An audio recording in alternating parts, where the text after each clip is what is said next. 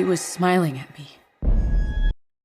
Welcome into a solo edition of Box Office Quarterbacks. My name is Jeff.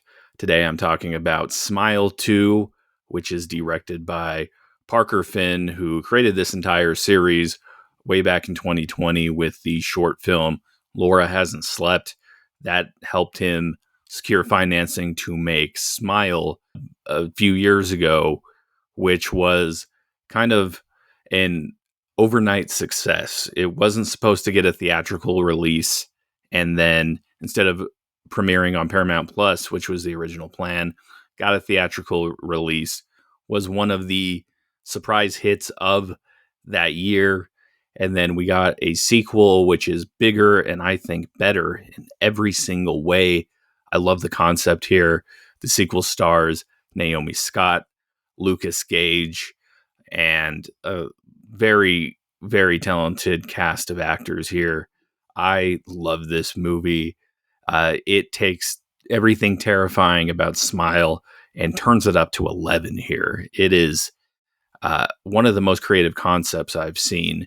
And, you know, when it comes to having a horror movie centered around a pop star, we've had surprisingly two of them this year, with Trap coming out a few months ago. And this is the better of those movies. I can tell you that. This is also a movie that ties in musical elements and a descent into madness, something that Joker Folie à Deux, which I did like, did not really do as well as this movie, I think. I felt that Naomi Scott as Sky Riley and her descent into madness over the 6 days it takes for the virus to set in and then to eventually take over and bring you to a point where like suicide is on the table for these characters. I thought she did a phenomenal job here. Like there is scenes that you don't know what is real and what isn't. There's a whole switcheroo at the end where her friend was never really there the entire time. Like this was all imagined by her. This is a very, very thrilling movie. A lot of jump scares here. I thought the first Smile had some crazy jump scares as well. Obviously, at the end, when you see this Smile demon or parasite was one, there was another scene where like she imagines her sister's neck kind of twisting down in front of the car mirror. I thought that was terrifying. Here you have some crazy stuff, especially when it comes to Lucas Gage's character. He is basically the first victim of the movie, of the new characters, and he kind of haunts Sky throughout the rest of the movie. So he comes back in terrifying ways. His death scene is insane, where he is getting this like 50-pound plate and smacking himself repeatedly in the face with it. It is terrifying. Like half of his jaw kind of falls off. There is some crazy gore in this movie. And like, I love the beginning of this movie where you get Joel from the first back here. And he's once again played by Kyle Gallner. Kyle Gallner has been in a lot of horror movies in the past 20 years. Not only the first Smile, but the Nightmare on Elm Street reboot where Freddy Krueger kind of looked like a cat. That one wasn't great. So you got a lot of good stuff here and a lot of elements that might have been hard to incorporate and mix into a story, but they do it well. Like they really take the pop star element and build a very terrifying story around it. You know, there's like a meet and greet scene where Sky is meeting her fans, and there's this unhinged guy who she imagines in her apartment later that night. That is horrifying.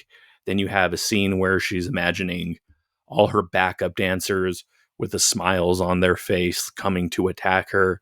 Like, this is a movie that really knew what it wanted to do with its concept. When you compare it to something like Joker, where that movie didn't know what it wanted to be. Was it a musical, a prison movie, or a descent into madness?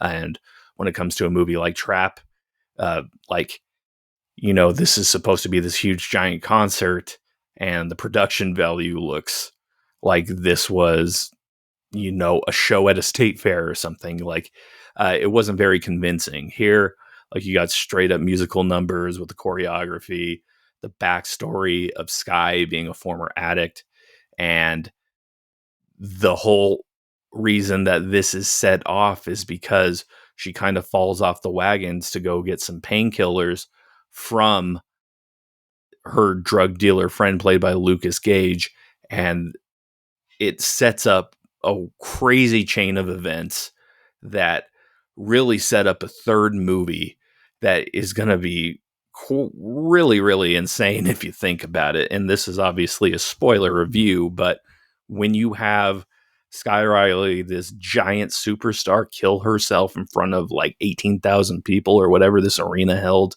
like, makes you imagine, like, is this going to be like a worldwide epidemic at this point where the smile monster is taking control of all these people? Like, it's really going to put this on a huge scale, and I don't even know how to really wrap my head around a movie like that working. Like, it could be, bigger is not always better, but I am definitely interested to see what this director, Parker Finn, does in the future. Obviously, Smile 3 is probably on the horizon.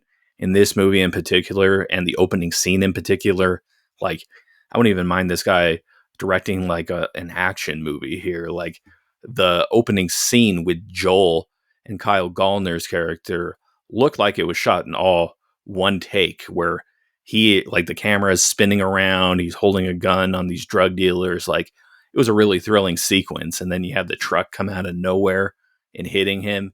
Like, that was great. I love some of the camera work and the choices here. Like, the close-ups of Naomi Scott, I think, are really, really good. You have the best use of an abandoned Pizza Hut of all time with the climax of this movie. And Morris, I thought, was a really interesting addition to this world, and probably somebody who could come back in a later installment of this movie. Rosemary DeWitt as like the overbearing stage mom who kind of, in a way, causes this whole thing to maybe turn into a worldwide pandemic at the end of the day. This is everything I would have expected in a sequel to a movie I thought was terrifying in the first place, and it really surprised the hell out of me. Like, this is how you make a sequel bigger, better, and more memorable than what came before.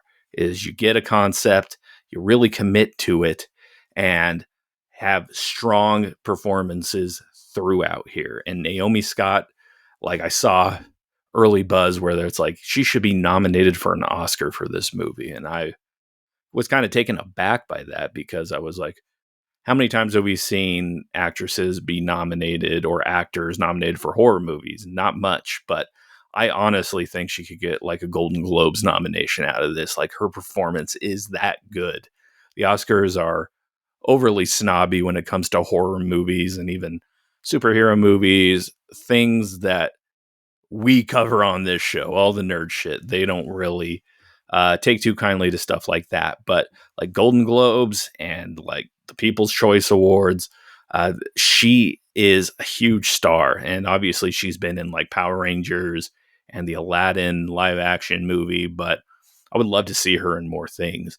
Obviously, the Smile universe is probably out of the question at this point with the way this movie ends, but I mean, I think she would like make a great addition to like Matt Reeves's Batman universe, maybe. But yeah, this is the perfect movie for spooky season. Me and my wife were kind of like turning away from the screen at certain points here. A lot of good jump scares, great written story, some very good supporting characters, and a great lead actress. If I were to grade this on the box office QB scale, I mean, it is up there. I wouldn't say Hall of Fame. If I were to give the first Smile a starter, I would give this an all-star. I think it does improve upon a really great concept to begin with. But yeah, let us know what you guys think about Smile 2, where you think Smile 3 might go. And any other comments on this movie. And yeah, we'll be back with a review of Jurassic World Chaos Theory Season 2 very soon. Gerald has some Otaku verses planned for us as well. But I am Jeff. We will talk to you guys very soon. Follow us at Box Office QBs on any of the social media platforms. But have a good week. We'll see you soon.